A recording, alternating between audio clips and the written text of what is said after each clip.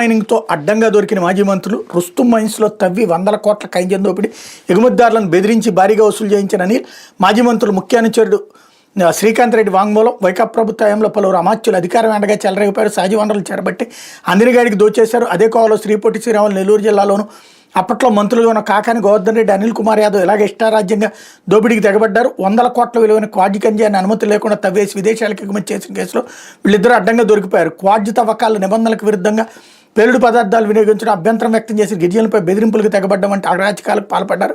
అనిల్ కుమార్ యాదవ్ క్వాడ్జి అక్రమ రవాణా ఎగుమతులతో పాటు ఇతర ఎగుమతిదారులను బెదిరించి టన్నుకి 7,000 నుంచి 10,000 వరకు మామూలు వసూలు చేయించారు.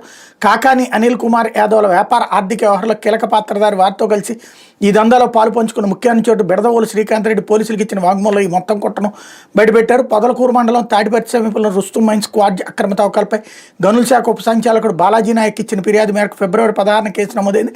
కాకాంతో పాటు తూర్పు రాయలసీమ పట్టభద్రుల ఎమ్మెల్సీ ఎన్నికల వైకాపా అభ్యర్థిగా పోటీ చేసిన పేర్నాటి శ్యాంప్రసాద్ రెడ్డి, ఆ పార్టీ నేతలు వాకాటి శివారెడ్డి, శ్రీనివాసులరెడ్డి సహా మరికొందరు నిందితులుగా చేర్చారు. A4గా ఉన్న కాకాన్ సహా ఇప్పటి వరకు 6 అరెస్ట్ అయ్యారు. A12గా ఉన్న శ్రీకాంత్ రెడ్డిని సోమవారం హైదరాబాద్లో అరెస్ట్ చేశారన్నటువంటి వార్తను హైలైట్ చేశారు.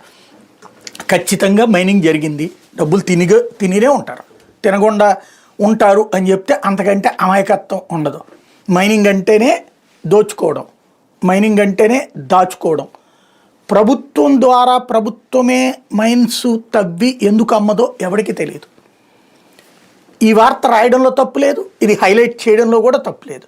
కాకపోతే సమస్య ఏంటంటే ఇప్పుడేం జరుగుతోంది? ఇప్పుడేమైనా ప్రభుత్వానికి డబ్బులు వస్తున్నాయా?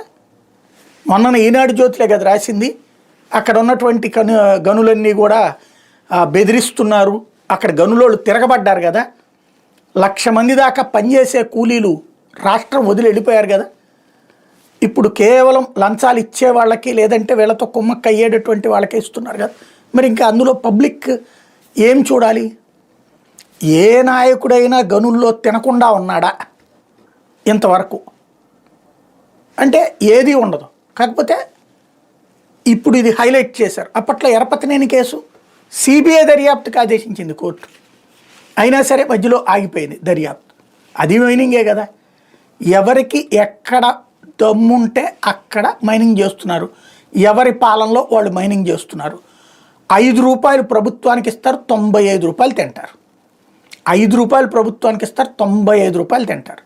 ఇందులో అధికారులు ఒక 10 రూపాయలు అధినాయకత్వకే ఇస్తారంటే ఇచ్చేటటువంటి ఏదో బల్క్ అమౌంట్లది ప్లాన్ చేస్తారు. ఖచ్చితంగా వీళ్ళు తింటారు, గ్యారంటీ. సమస్యలా ఇప్పుడు ఆపుతుంటే ఆ ముక్కకి ఒక అర్థం ఉంటుంది. లెక్కరైనా ఇసుకైనా మైనింగ్ అయినా అరెస్టులు చేయడం అనేటటువంటిది కరెక్ట్.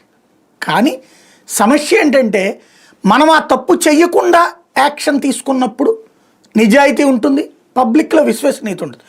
మనం దానికి 4 తప్పు చేస్తూ వాళ్ళని దొంగలని చూపెడితే వాల్యూ ఉండదేమో ఆలోచించుకోవాల్సి. లేకపోతే అభిశంసనే